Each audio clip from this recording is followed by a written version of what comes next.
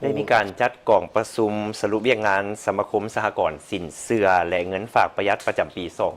2025 เพื่อเป็นการประกอบส่วนสุขยู่ให้แก่การขยายตัวทางด้านเศรษฐกิจรวมทั้งการมีส่วนร่วมในการลดผ่อนความทุกข์ยาก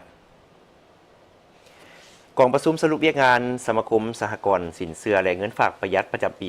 2025 ได้จัดขึ้นในวันที่ 9 ธันวาคม 2025 ที่นครหลวงเวียงจันทร์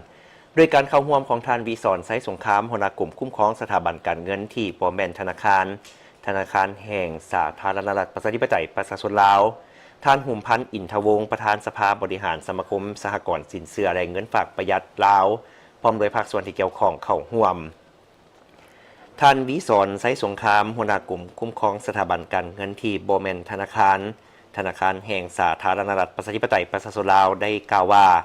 ปัจจุบันระบบเศรษฐกิจของสาธารณรัฐประชาธิปไตยประชาชนลาวได้ส่งผลกระทบต่อเศรษฐกิจของประเทศเนื่องจากเสถียรภาพของอัตราแลกเปลี่ยนมีความผันผวนจึงเฮ็ดให้ราคาสินค้าในท้องตลาดมีการเน่งติงและปรับขึ้นตามการเน่งติงของอัตราแลกเปลี่ยนโดยเฉพาะสินค้าอุปโภคบริโภคที่นำเข้าจากต่างประเทศอันเป็นผลเหตุให้อัตราเงินเฟ้อเพิ่มขึ้นแต่ยังอยู่ในระดับที่ยังสามารถควบคุมได้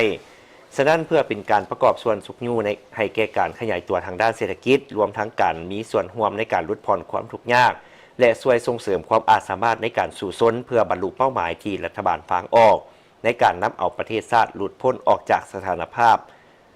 หลุดออกจากสภาพประเทศด้อยพัฒนาซึ่งเวียกงานสหกรณ์สินเชื่อและเงินฝากประหยัดก็เป็นเวียกงานหนึ่งของแขนงการเงินที่ภาคและรัฐบาลได้เอาใจใส่ให้ความสำคัญเป็นพิเศษโดยได้มีการวางนโยบายเฉพาะเพื่อแนะใส่สร้างเงื่อนไขที่เอื้ออำนวยในด้านต่างๆเพื่อส่งเสริมสหกรณ์สินเชื่อและเงินฝากประหยัดให้มีการขยายตัวอยู่แต่ละเมืองเพื่อประกอบส่วนสนองทุนฮ้อนให้แก่สมาชิกก็คือประชาชนในการแก้ไขความทุกข์ยากที่ติดพันกับการสร้างบ้านและกลุ่มบ้านพัฒนาก็คือเวียกงานสามสร้างสมาคมสหกรณ์สินเชื่อและเงินฝากประหยัดสาธารณรัฐประชาธิปไตยประชาชนลาว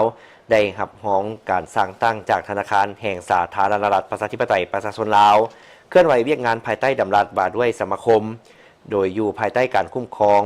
ของธนาคารแห่งสาธารณรัฐประชาธิปไตยประชาชนลาว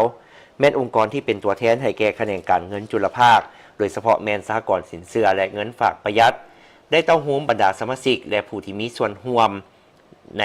เวียกงานดังกล่าวที่มีเป้าหมายคือกันเพื่อปรับปรุงและสร้างความเข้มแข็งให้สหกรณ์สินเชื่อและเงินฝากประหยัดอยู่ลาวให้สามารถตอบสนองการบริการทางด้านการเงินให้สมาชิกก็คือประชาชนผู้มีรายรับต่ำและประชาชนที่อยู่ชนบทเขตห่างไกลซอกลีกที่บ่มีโอกาสเข้าถึงแหล่งทุนอื่นๆได้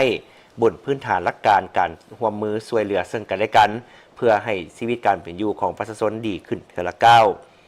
ปัจจุบันมีสมาชิกทั้งหมด32แห่งในนั้นมีสมาคมสหกรณ์สินเชื่อและเงินฝากเงินประหยัด31แห่งและกองทุนบ้าน1แห่งพร้อมนี้กองประชุมประกอบคำเห็นเข้าใส่บทรายงานและวางทิศทางแผนการในต่อหน้าอีก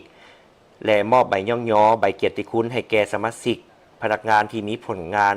ลสำเร็จการจัดตั้งปฏิบัติเวียกงานใน1 ปีที่ผ่านมาเติมอีก